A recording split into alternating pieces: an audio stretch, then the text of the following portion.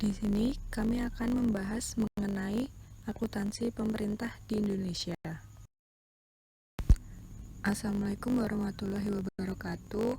Kami dari kelompok 13 yang beranggotakan Muhammad Sukma Adicara NIM 1910804104 dan Pujan Nirmala NIM 1910800106. Materi yang pertama adalah Sistem Akuntansi Pemerintah Pusat.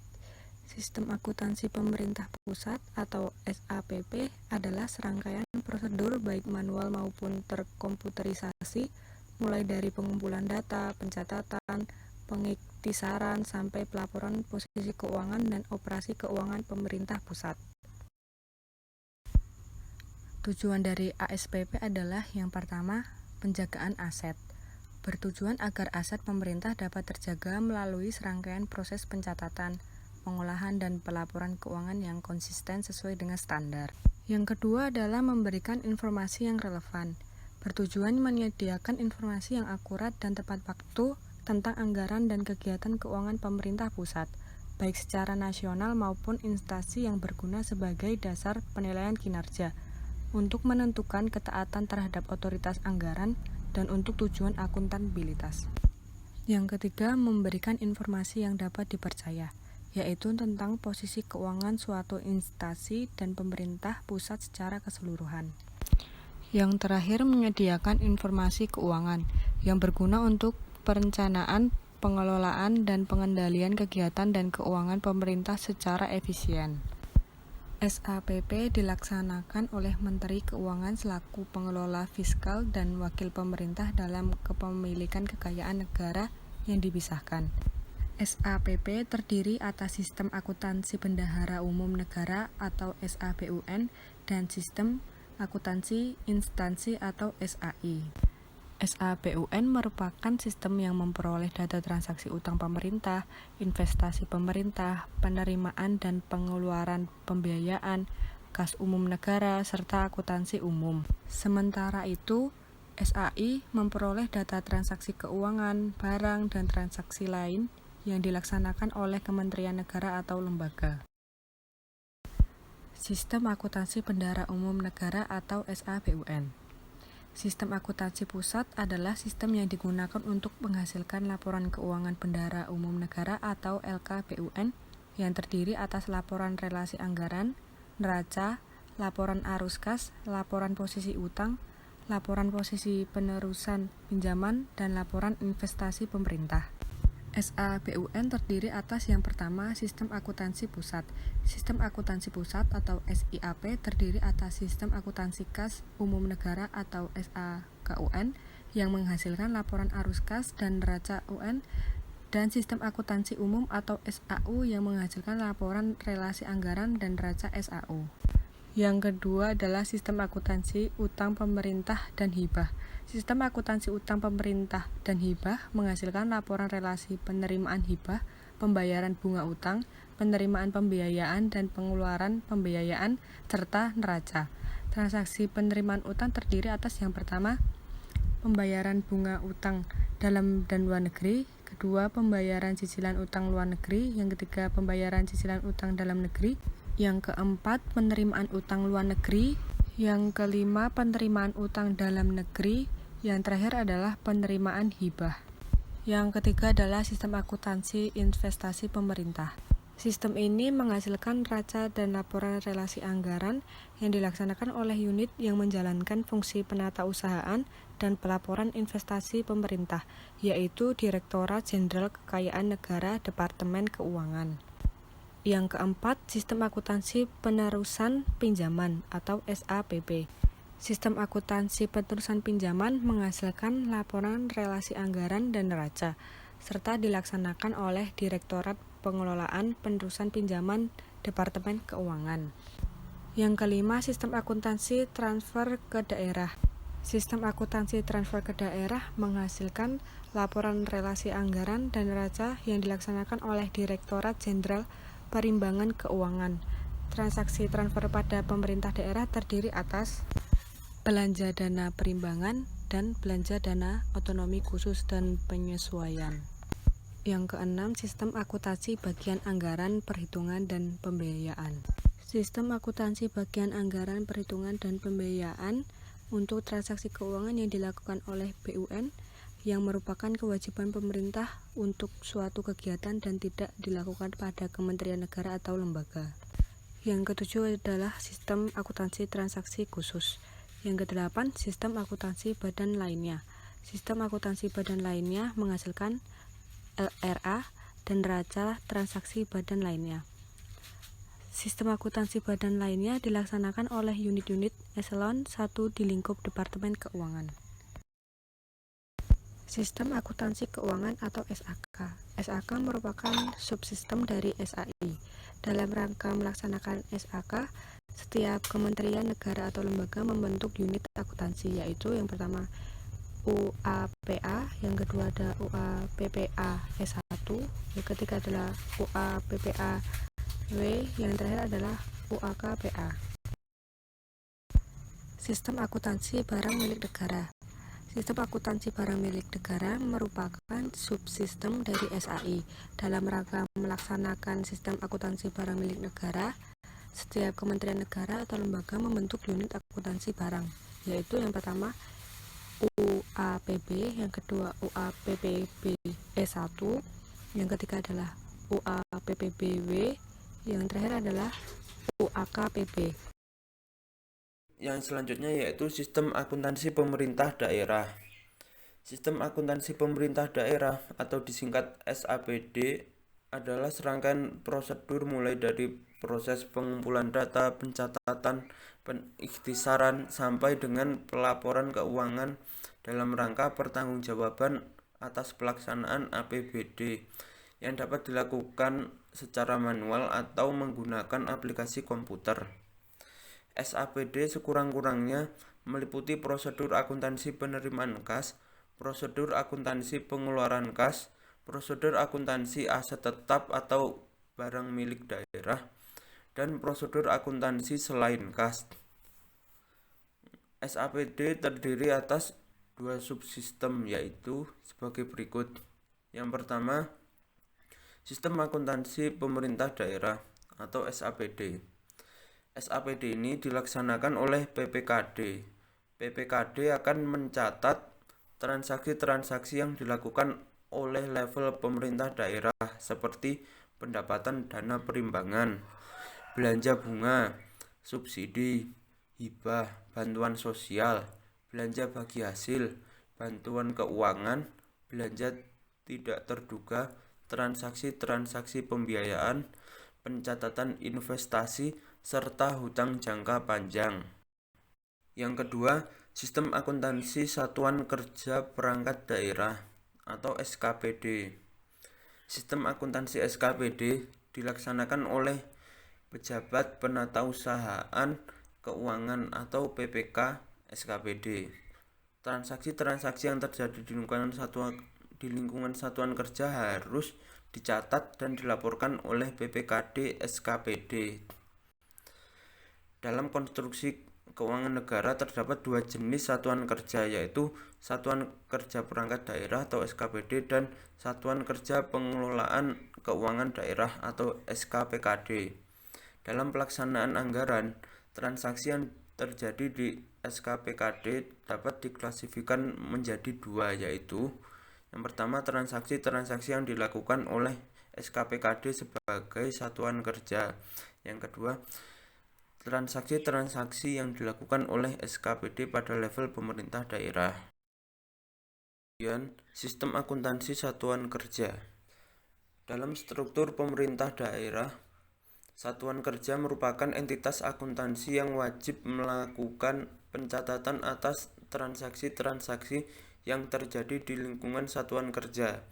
Kegiatan akuntansi pada satuan kerja meliputi pencatatan atas pendapatan, belanja, aset, dan selain kas. Proses tersebut dilaksanakan oleh pejabat penatausahaan keuangan atau PPK berdasarkan dokumen-dokumen sumber yang diserahkan oleh bendahara.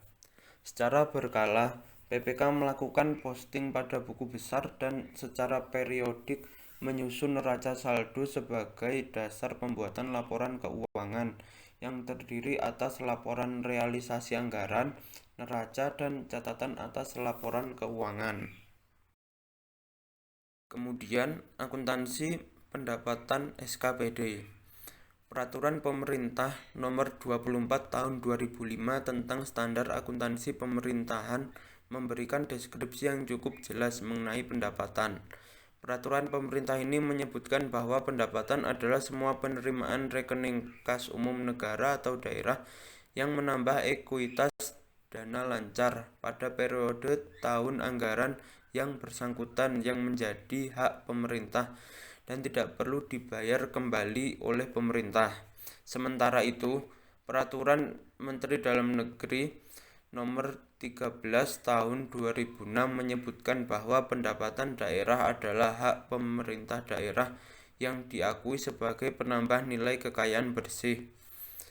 Akuntansi pendapatan dilaksanakan berdasarkan asas bruto, yaitu dengan membukukan penerimaan bruto dan tidak mencatat jumlah netonya, atau setelah dikompensasikan dengan pengeluaran.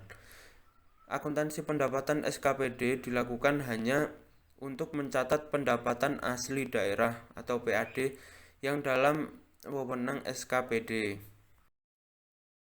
Kemudian akuntansi belanja SKPD.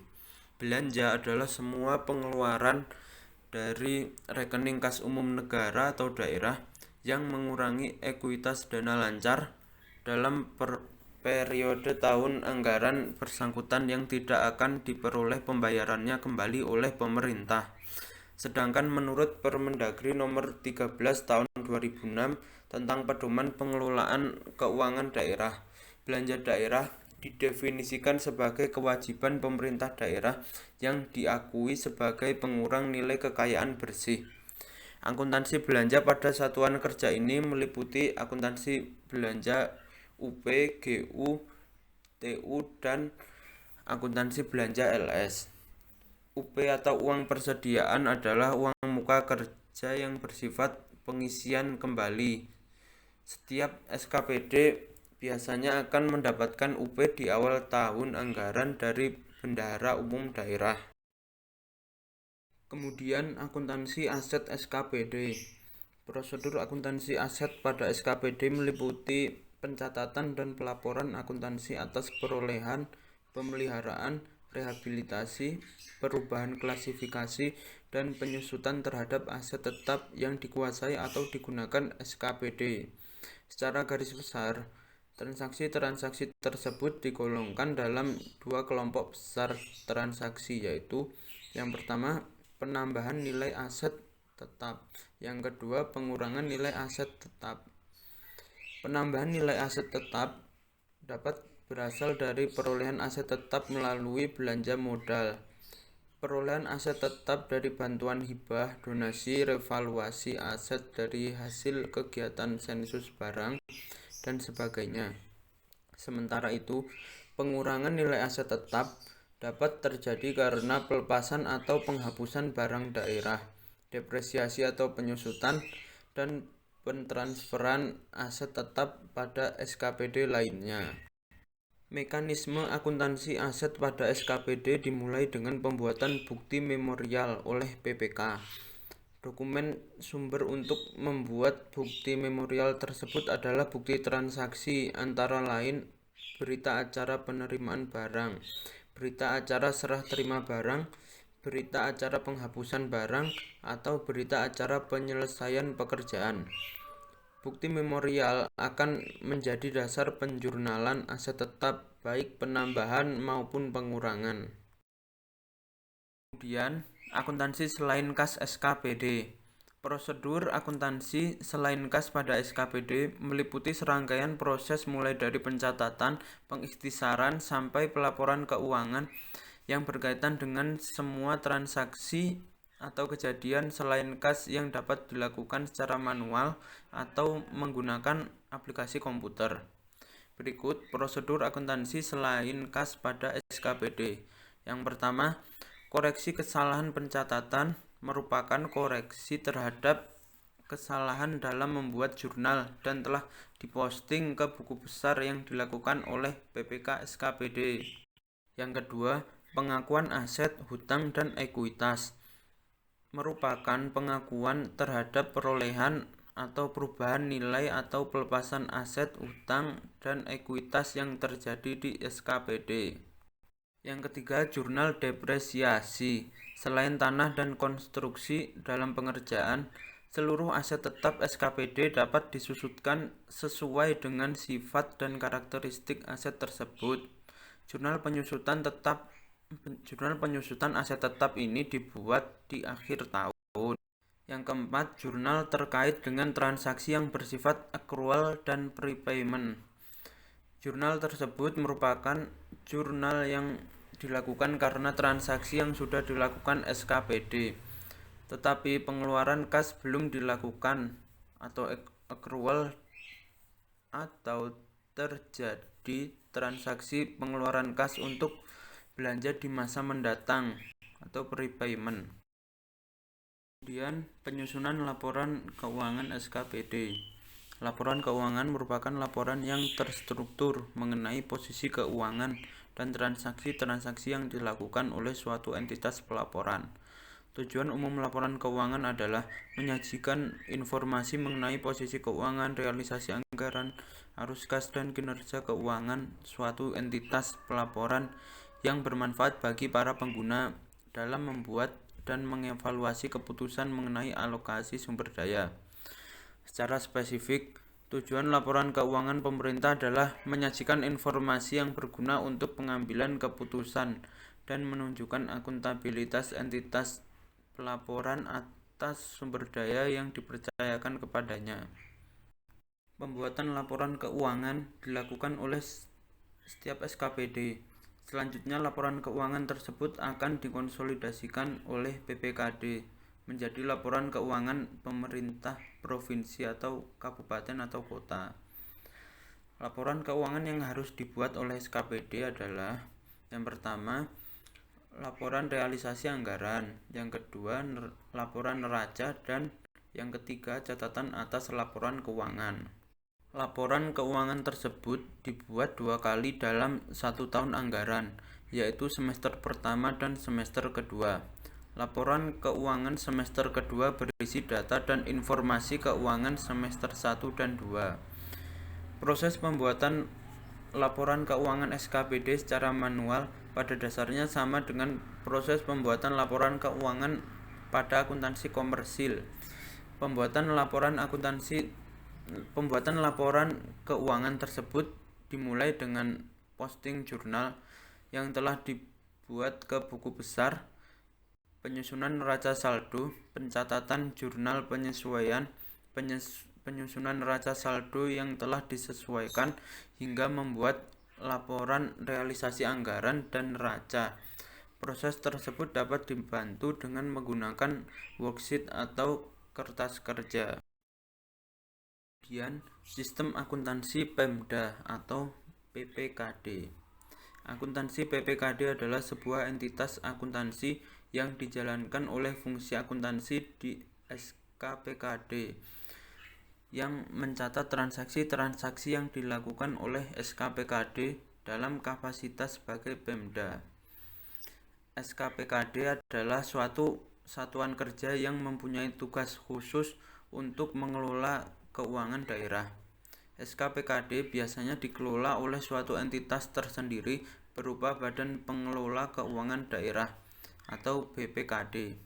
Sistem akuntansi PPKD ini meliputi: yang pertama, akuntansi pendapatan PPKD, yang kedua, akuntansi belanja PPKD, yang ketiga, akuntansi pembiayaan, yang keempat, akuntansi aset atau investasi jangka panjang, yang kelima, akuntansi hutang, yang keenam, akuntansi selain kas. Kemudian, telah selesailah pembahasan dari kelompok kami, kelompok 13, yang membahas tentang akuntansi pemerintah di Indonesia. Sekian, terima kasih. Apabila ada kesalahan, kami mohon maaf. Kami pamit undur diri. Wassalamualaikum warahmatullahi wabarakatuh.